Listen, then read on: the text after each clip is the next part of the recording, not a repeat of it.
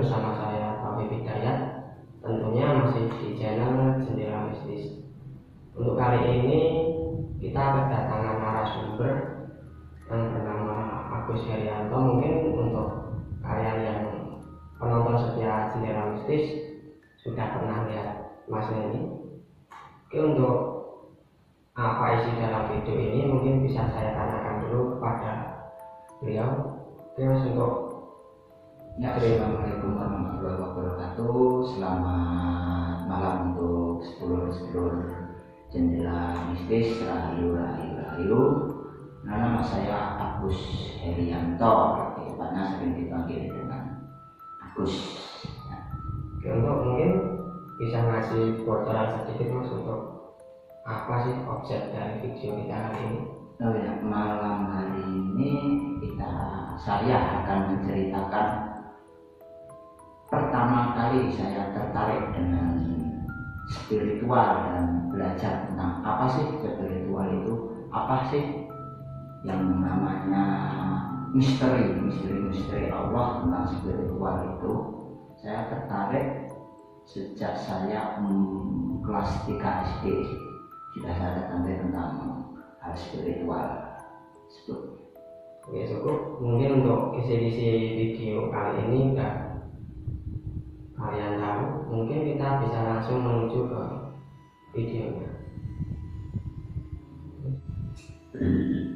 Ya, mungkin untuk Mas Agus sendiri, bagaimana pengalaman atau awal mula sampean tahu tentang ilmu spiritual? Pertama kali saya ingin ataupun ada tak corong Jawa kekarepan hati ingin belajar tentang spiritual itu. Sebenarnya dari kecil saya ada sedikit kelebihan ya, cuma kan dulu saya tidak begitu ngeh tentang hal spiritual. Apa sih? Apa tuh kayak mana ya? Kebetulan saya lahir kan pas Jumat Kliwon, ya, kata-kata orang Jawa ya. Kowe iki anak dulu. Nah, ada banyak yang tanya, kowe lahir Jumat Kliwon, kowe iki anak dulu. Sejak kecil itu sebenarnya saya sudah dikasih, ya alhamdulillah dikasih kelebihan sama Gusti Allah. Cuma kan kalau masih kecil, Indonesia cilik yang masih kecil kan tidak begitu ngeh apa sih ya, seperti lihat sosok atau apa gitu. Tapi kan kalau masih kecil kan tidak begitu tahu lah apa sih. Nah, semenjak saya sekitar kelas 3 SMP, nah itu saya pertama kali saya melihat ya, maksudnya melihat makhluk gaib sosok. Pertama kali yang saya lihat itu sosok kakek-kakek. Nah, sosok kakek-kakek. Nah, saat itu yang membimbing saya sebelum saya belajar ke salah satu perguruan ini, saya pertama yang membimbing itu bapak saya sendiri. Nah, dari turun-temurun dari bapak sendiri, dia bilang, oh itu katanya saya kuwi mbahmu itu katanya, itu mbahmu. Tapi kan waktu saya kelas 3 SMP itu belum begitu 100% ingin belajar, ingin terjun spiritual, belum. Cuma saya masih 50% lah, karena kan juga tahu sendiri kalau masa muda kan tetap pengen foya-foya, tetap pengen dan lain sebagainya. Nah, nanti untuk setelah sampean tahu tentang sosok kakek-kakek itu, apa udah ada hasrat untuk mengenal lebih dalam lagi ilmu spiritual? Untuk pertama kali saya melihat itu masih 50%. Jadi 50% ada keinginan hati ingin belajar lebih jauh tentang spiritual, tapi 50%-nya lagi ya namanya masih muda, namanya masih jenengan nom, masih ingin foya-foya, masih ingin. Waktu kapan sampean mempunyai hasrat yang begitu dalam tentang ilmu spiritual? Semenjak kejadian waktu kelas 3 SMP itu, berselang waktu sekitar habis ujian itu, dalam batin saya itu, aku ini pengen belajar spiritual. Nanti ada kekarapan hati, jangan ada kekarapan hati gitu. Cuma dulu yang pertama membimbing saya soal hal spiritual ya, basic spiritual itu dari ayah saya sendiri. Kebetulan ayah saya sendiri kan juga membuka pengobatan alternatif. Nah dari situ dikasih basic tentang spiritual, tentang bagaimana cara bermeditasi dengan benar, bagaimana cara bermeditasi mengolah nafas itu ada hitungannya. Kalau orang Jawa kan yang mau meditasi ke enak hitungan olah nafas. Nah dari basic itu saya diajari langsung oleh bapak saya sendiri. Untuk dari bapak sendiri itu udah tahu apa sih arti spiritual? Kalau dari bapak saya sendiri, saya cuma dikasih tahu basicnya saja. Jadi apa sih spiritual itu? Apa sih tentang hal-hal gaib lah, dengan supranatural itu? Saya mencarinya itu pertama kali dengan bermeditasi sendiri.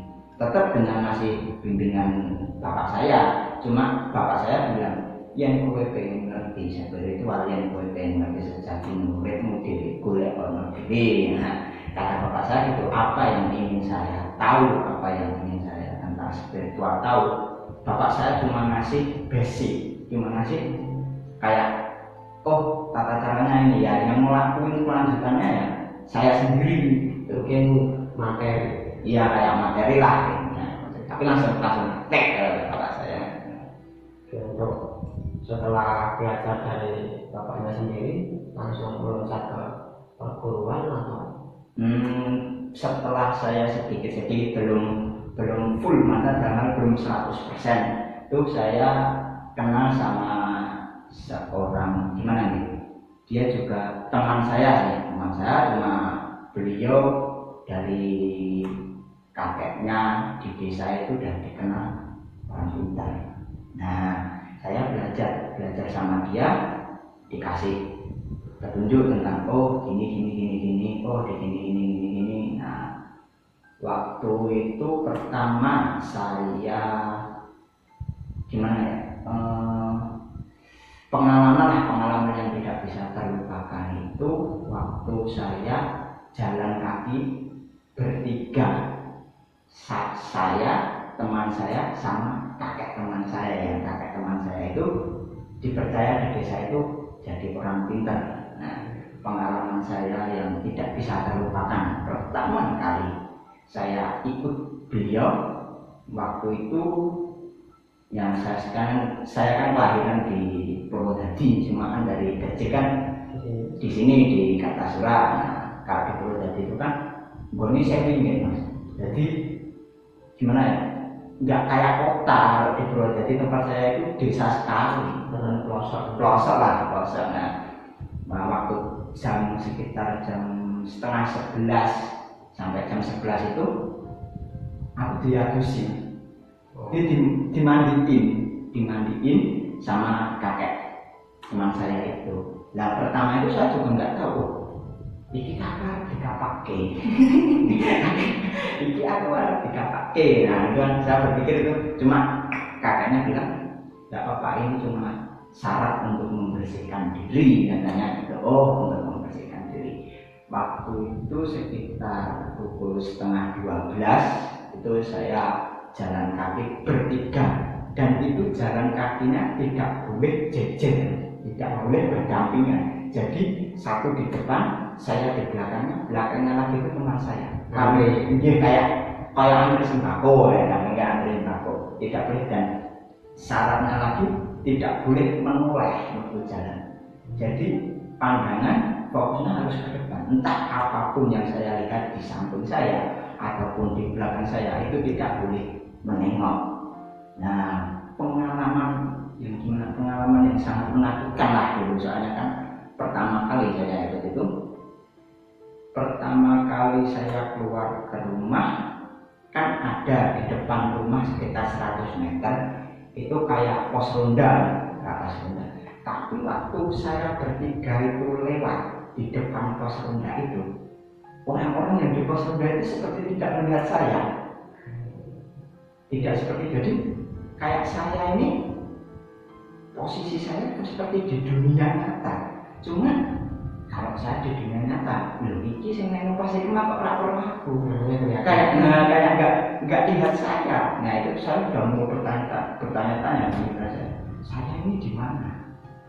Nah, tapi udah sebelum jalan kaki dengan kan laku melaku apa gitu namanya. Ritual laku lah nampak atau apa. Nah, itu kan udah dikasih tahu pertama tidak boleh menoleh.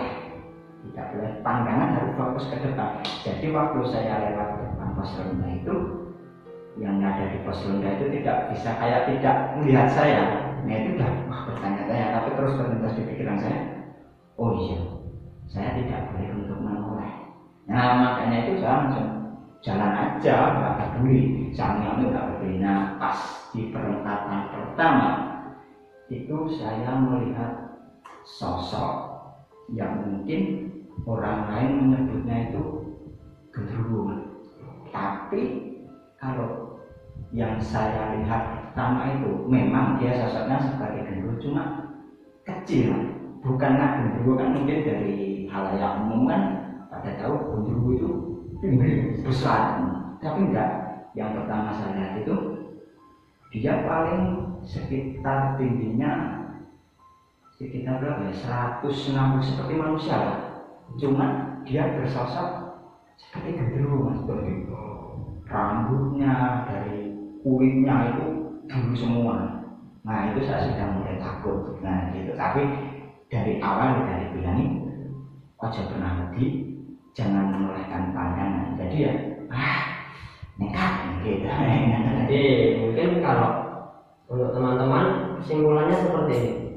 Jadi ketika kalian ingin mengetahui suatu ilmu secara pasti dan tidak setengah-setengah, ketika Anda melalui proses demi proses, itu mungkin untuk rintangan terlalu besar ya.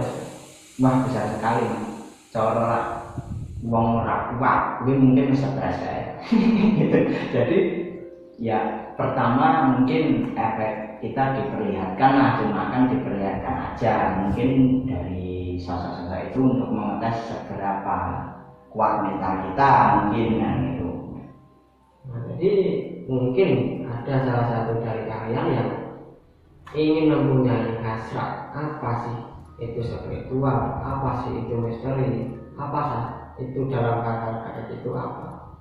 Ketika kalian sudah ingin belajar sesuatu, ketika ke step yang ketiga itu mungkin lebih berat.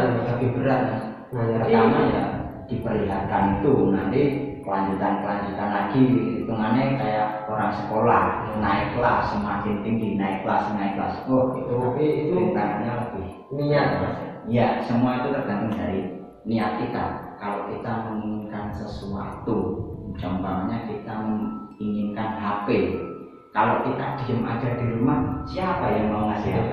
Nggak bisa. Ya saat itu saya udah dalam batin saya udah niat sekali, maka jangan saya ingin belajar tentang spiritual, bukan saya ingin jadi orang pintar, bukan. Cuma kan hal spiritual ini besok ke depannya kan bisa buat saya sendiri, apa yang saya dapatkan kan buat saya sendiri, mungkin bisa buat keluarga ataupun umumnya hal yang umum kalau saya bisa membantu, bermanfaat lah bagi orang lain. Ya jadi gini ya, ketika Anda mempunyai niat, ya udah apapun itu rintangannya, apapun itu hambatannya, kita kembali lagi ke niat ini. Dan kalau niat kita udah bulat 100%, dan kita kalau diibaratkan bahasa Jawa itu mungkin kalau udah masuk ke sungai, udah basah, ya udah selanjutnya. Ini kalau niat kita baik, apa yang kita inginkan itu baiknya kita baik, insya Allah Tuhan itu pasti ngasih jalan baik. Tidak mungkin aku harap gimana nih, mau beli HP atau mau ke tujuan kemana, ke Boyolali atau ke Semarang atau apa. Kalau kita niat, kita minta sama Allah, ya Allah kasihlah saya petunjuk. Selama tujuan kita baik, insya Allah Tuhan pasti kasih jalan yang baik. Entah itu dengan cara apapun, insya Allah Tuhan pasti akan memberi jalan yang terbaik. Walaupun jalan yang dikasih, petunjuk yang dikasih Tuhan itu tidak sesuai dengan apa yang kita inginkan, apa ekspektasi kita tidak sesuai. Cuma kan mungkin Tuhan punya rencana yang lebih baik dari apa yang kita inginkan. Untuk kapannya itu kita nggak ada yang tahu. Cuma kan tujuan kita tetap tujuan yang baik, ya Allah pasti kasih petunjuk, kasih jalan yang baik, walaupun Gusti Allah ngasihnya tidak sesuai dengan apa yang kita inginkan. Itu maksudnya ada rencana lain. Misalnya kita ke Semarang, kita inginnya lewat Boyolali, nah Gusti Allah itu ngasihnya lewat Jogja. Jadi muter dulu, nah, tapi kan tetap satu tujuan yang sama gitu. Walaupun prosesnya beda dengan ekspektasi pikiran kita. Nah, informasi ini kan jadi seperti ini, Mas. Untuk kalian yang mungkin masih kelas SMP atau kelas 1 sampai kelas 3 SMP ataupun udah beranjak ke SMA dan kalian ingin mengetahui apa sih itu spiritual, apa sih itu gaib, mungkin jangan pernah untuk belajar sendiri. Jadi kita punya orang tua, kita punya seorang bapak, mungkin bapak kita itu udah umur 50 sampai ke 60. Kita belajar dari orang tua kita gimana sih, apa itu spiritual, apa itu gaib. Saya yakin untuk orang tua kita pasti itu semua tahu. Karena apa? Di zaman dahulu mungkin untuk adat-adat gaib itu terlalu kental sekali, beda sama sekarang. Mungkin gini, untuk yang mau belajar spiritual ya harus ada pembimbing. Contohnya gini Mas, seumpamanya kita mau ke Surabaya ya Mas. Nah kita itu tidak tahu jalan ke Surabaya itu lewat mana. Kalau kita berjalan sendiri tanpa ada yang mengasih tahu, ya nanti kita mau ke Surabaya malah tembusnya ke Jogja, ke Jakarta, soalnya kan kita nggak tahu. Nah, fungsi dari bimbingan guru spiritual ataupun dari tokoh-tokoh spiritual yang membimbing kita itu gunanya untuk meluruskan jalan kita yang kita tidak tahu. Contoh ke Surabaya, kalau kita tidak tahu, kalau ada guru pembimbing ataupun ada guru spiritual, dia ngasih tahu. Kalau ke Surabaya lewatnya Sragen, kayak mana, dia itu ngasih jalan kita. Gitu. Kalau kita berjalan sendiri tanpa adanya guru, keblinger, orang jadi pinter nih, saking pinternya goblok malah. Gitu. Stres. Kalau nggak kuat bisa gila. Nah, makanya dari itu, kayak belajar tentang membuka mata batin lewat Google, lewat YouTube. Nah kalau kita lillahi ta'ala pasrah ikhlas sama Gusti Allah, ya mungkin kita bisa itu. Tapi ya itu tadi, kalau tidak ada yang bimbing nanti kesasar. Caranya kudunya ya kita lurus. Nah tidak ada yang bimbing, tidak ada yang ngasih petunjuk, malah beloknya dan masuk jurang. Jalan nggak jadi belajar, malah jadinya stres gitu. Nah jadi untuk kalian mungkin udah tahu sih, waktu si Mas Agus ini tadi cerita ngelakoni lah kayak ritual berjalan tidak boleh berdampingan, harus antri ke belakang, itu di daerah kalian mungkin banyak. Ya contohnya aja, misal kita lagi jalan ke mana, ke pasar atau kemana, saya yakin 100% itu pasti ada orang yang seperti orang gila dengan pakaian yang begitu kusut, dengan muka yang begitu kusut, mungkin jarang teman-teman. Saya yakin 100% kalau orang seperti itu lebih pintar daripada kalian-kalian yang hanya belajar melalui membaca buku. Kalau kalian tidak percaya, mungkin besok kalian jalanlah kemana, ada orang yang seperti itu dengan orang bertampilan seperti orang gila. Saya berani yakin, saya berani 100% kalian tanyain tentang harga itu pasti dia tahu. Boleh seperti itu ya Mas? Ya, karena gimana ya, ilmu spiritual, ilmu supranatural, satu itu tidak bisa dipikir secara logika.